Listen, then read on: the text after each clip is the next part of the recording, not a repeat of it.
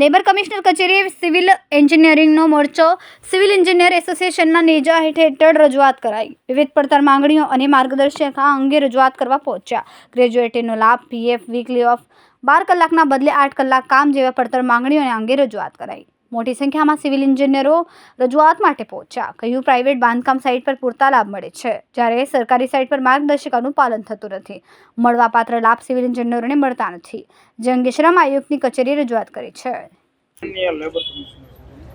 હું હિતનભાઈ પટાણિયા, અમે Surat civil એન્જિનિયર્સના engineer મિત્રો બધા ભેગા મળીને સુરતના લેબર કમિશનર શ્રીને આવેદનપત્ર પાઠવવામાં આવ્યું છે કે સુરતની અંદર સિવિલ એન્જિનિયર્સનું જે શારીરિક અને માનસિક શોષણ થાય છે એ બંધ કરવામાં આવે અને અટકાવવામાં આવે.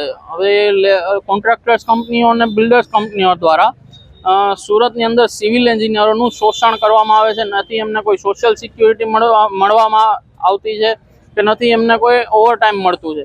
હવે એક દિવસની અંદર 12 કલાક 13 કલાકનો વર્કિંગ અવર્સ હોવા જોઈએ, જે ગવર્મેન્ટ દ્વારા લેબર અને એમ્પ્લોયમેન્ટ કોડમાં સ્પેસિફાઈ કરેલું છે કે વીકલી 48 કલાકથી કોઈ પણ વધારે એમ્પ્લોય કામ ન કરી શકે, અને કરે તો એમને ઓવરટાઈમ મળવું જોઈએ. તો એ ઓવરટાઈમ કોઈ પણ એન્જિનિયરોને મળતું નથી એમને વીકલી ઓફ મળતું, સોશિયલ સિક્યુરિટીમાં નથી એમને ઇન્સ્યોરન્સ મળતી, નથી પીએફ મળતું, નથી ગ્રેચ્યુઇટી મળતી. તો આ ગવર્મેન્ટ દ્વારા સ્પેસિફાઈ કરેલા જે નિયમો છે એ બધા સિવિલ એન્જિનિયરોને મળતા રહે એ ગવર્મેન્ટ એન્શ્યોર કરે.